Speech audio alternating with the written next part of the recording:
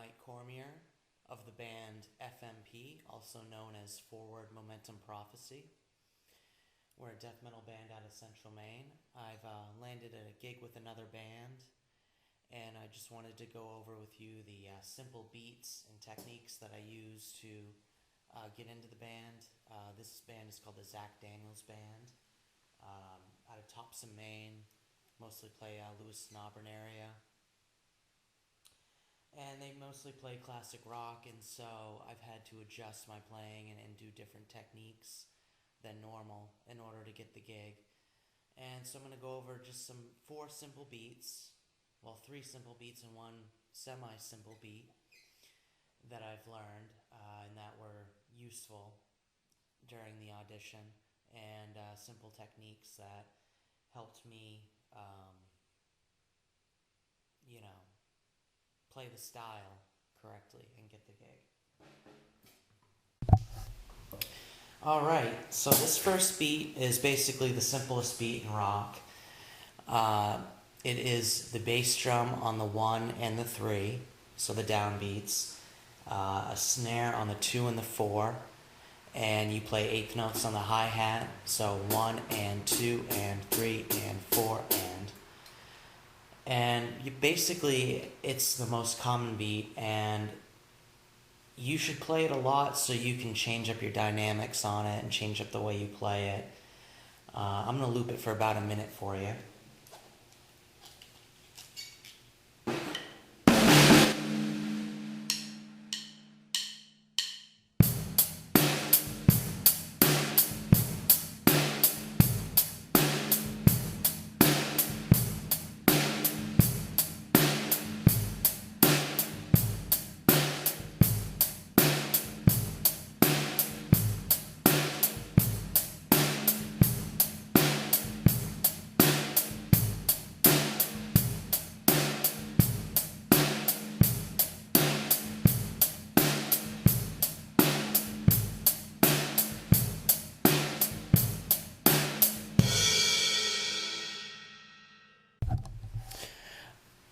Okay, so as you can see, it's a very simple beat, and like I said before, it's not going to matter so much. Obviously, it's going to matter that you can play it, but what's going to matter over time even more is how you play it and what kind of dynamics you add to it. So basically, wallet on the snare drum, that's what I did during the audition. Dries up the snare, makes you not quite so overwhelming. And the other thing I'm going to do when playing this beat is, instead of hitting the snare on the 2 and the 4, I'm going to hit the rim and do rim instead. And you want to find the right spot on the stick where you want to hit the rim. So if it's too high, it's got a weird sound. If it's too low, it kind of has a blocky sound, like you're hitting a jam block. So you want to be somewhere in the middle. Okay? Let's try that again for about 1 minute.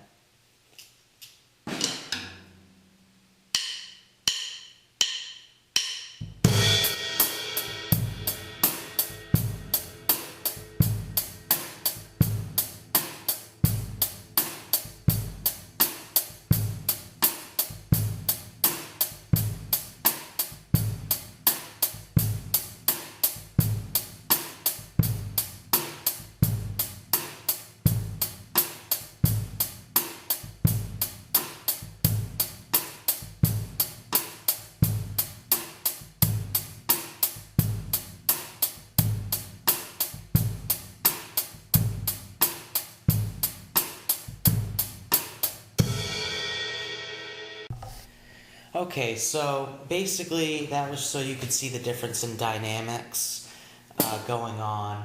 Obviously, when you're hitting the rim of the snare, you're just kind of going. It's a lot less loud than. Okay, so the next one is basically the same exact beat, except we're going to put a bass on the and of 3. Okay, so now we're going to play basically the same beat as before, but we're going to put a bass drum on the and of 3. So it's going to be bass drum on the 1, bass drum on the 3, and the and of 3. and then we're going to keep the snare on the 2 and the 4. And I'm going to go back to playing the snare normally.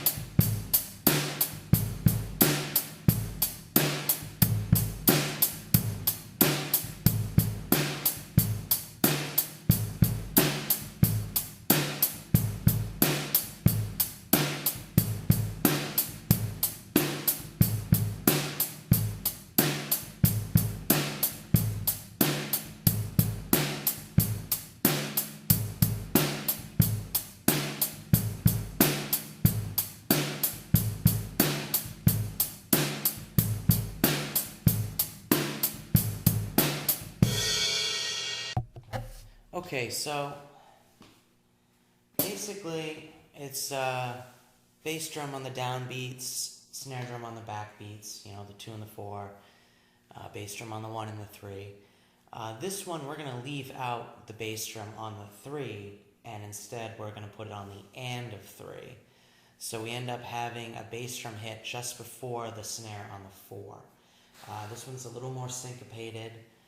What I do to kind of help me keep in time for it is I hit the hi-hat a little bit harder on the 3, where I want to put a bass drum, but I'm supposed to leave it out. So it'd be 1 and 2 and 3 and 4 and 1 and 2 and 3 and 4 and... I'll demonstrate it for you right now.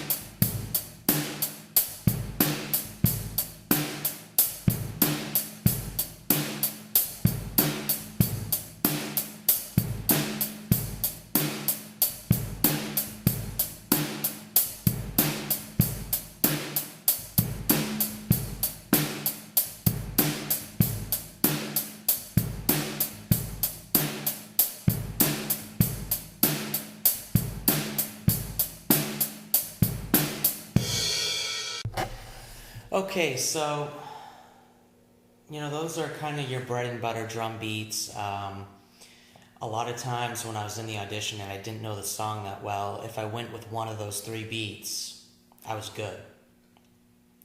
And the next one I'm going to show you is a little more intermediate, a little more difficult. Certainly not, you know, expert level, but I'd probably say a more intermediate level drum beat.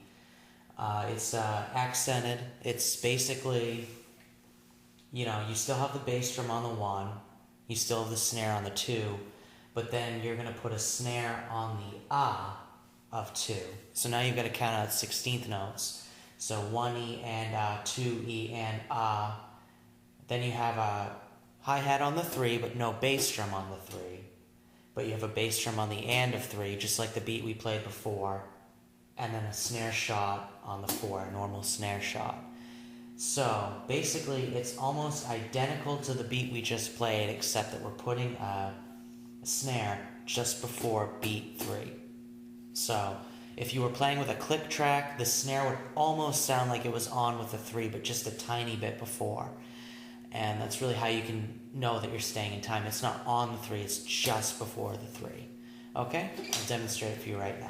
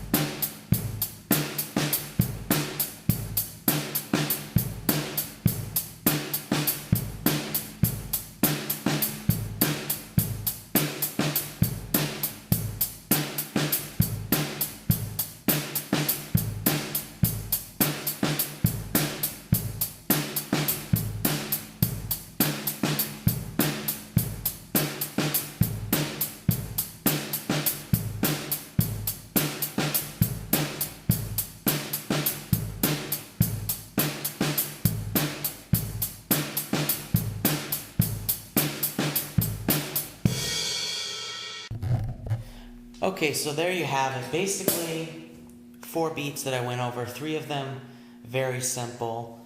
The third one will have some difficulty with some beginners, but it's definitely a good idea to go through it slowly and learn it and build up your speed with it. Work with it with a click track. Normally, I do practice with a click track, but as you can see, I'm on my acoustic kit right now, and I kind of play loud to the point where I can't hear my click while I'm playing my acoustic, so I end up getting lost.